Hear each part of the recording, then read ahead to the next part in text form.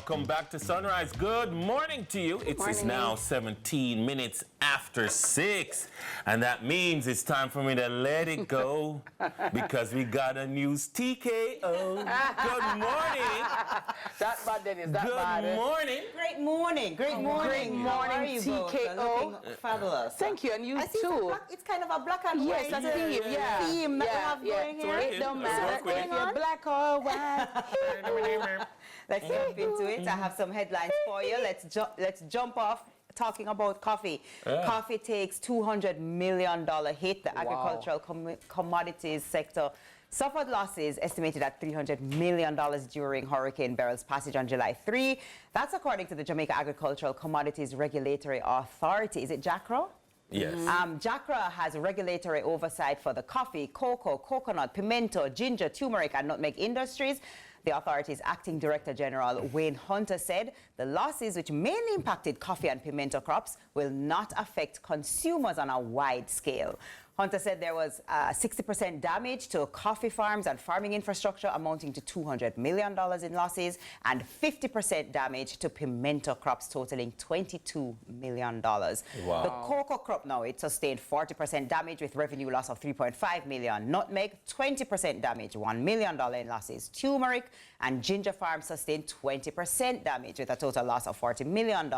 And in terms of coconuts now, JACRA said that the farmers suffered minor damage, but pointed out that the assessment is still being done. Yeah, I mean, when we had the conversation with Floyd Green, the agriculture minister, you know, you got an early look at the scale of the damage sustained by the agriculture sector, knowing, of course, that, I mean, as a society, as we industrialize, yes, the agriculture sector isn't like the primary industry because we're not a primary, we're still a very agrarian economy. Definitely. So it does have a major impact on our quality of life. Yes.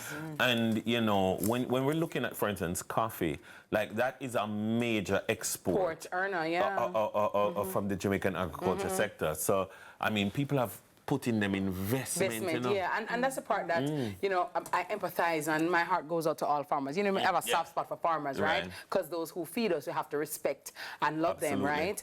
But when you hear about the losses and, you know, people mortgage their homes, people take out loans, and then, you know, the repayment TK doesn't stop just because, you know what I mean?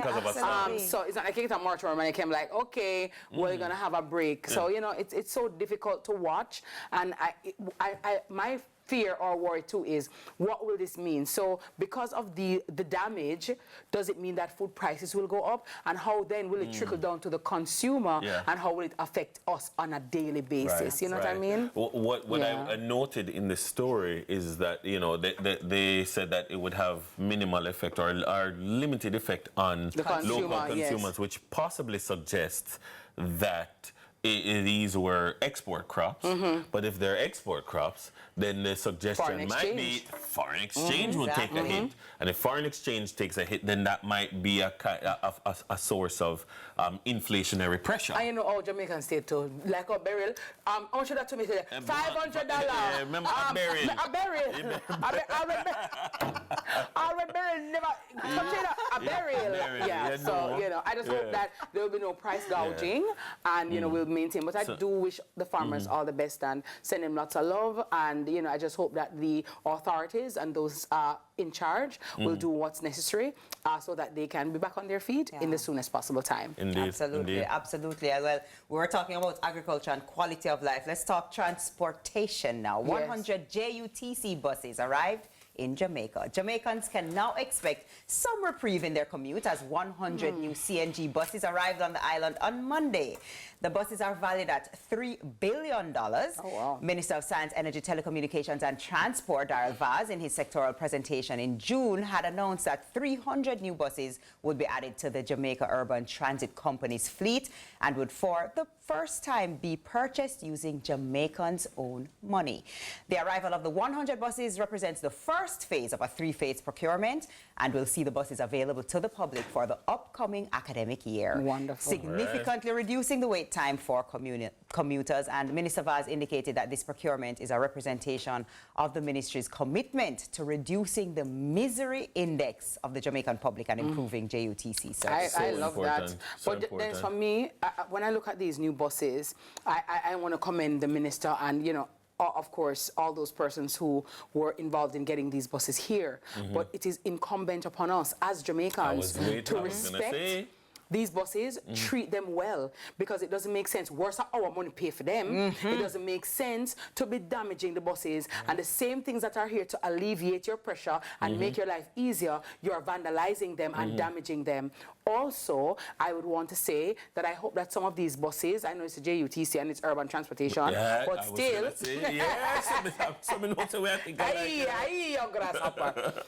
I want some of these buses to also be put on some of the rural routes, especially for our school children. I don't want for our school children to have to be squeezing up in any taxi, be traveling in transportation where they're driving carelessly and recklessly and risking the lives of our children. Some of these buses need to be allocated to some rural area where the buses are not, you know, they don't have no bus and that kind of thing. So JRTC. Jamaica Rural Transport. See you? That is the Prime Minister. JRTC, Jamaica Rural Transport Company. So for me, I love that we're having the 100 buses. And again, I just ask the commuters, passengers, citizens of Jamaica, respect the buses, respect our investment. Many of the times, the people are complaining that they can't get no bus. How are you supposed to get a bus when the same community that you are fling a big stone in the windscreen? You know how expensive those windscreens are? And we don't, or the people who travel on it trash the buses themselves.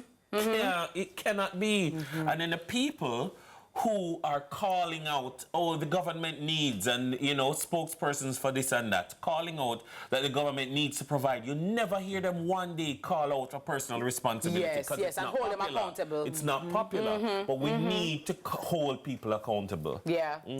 Absolutely. But that's what I have with you, for you today. I'll have more in the news at 7. Very well, my love. Forward. Thank you, TKO. On the other side of the break, you see Donald Trump with it. You know, say me I go cry for Donald with it. Donald, I'm a stay free for the ears, you know? It's a big always. Donald comes on the CV with the always. Pat is A's. Talk to me, Dennis. Donald could find a smaller guys in America. Donald have a always for the ears, you know? You know, says a stay free, Donald. Father God, Mr. Melania Trump. Look here, you need 4-wall protection. Me? He never had 4-wall protection before. So the stay free gonna protect him ears? 4-wall protection. In him ears? 4-wall protection. Is that right, Donald? Leave him alone. Yeah, okay. Leave him alone. It's a shoemaker bandage up Donald ears. Well, we're gonna come back, guys, because Donald ears is bothering me. It's a trigger for me. Super absorber. You see how much blood was on the ears? It's a ketchup. You see how it's much our blood. Oh, you know it was blood. See how much blood was on the ears? It needed to absorb the blood. You don't know this. It needed to absorb the blood. See the person details, conditions apply. It's more sunrise when we return. Donald, how you know his blood is not ketchup?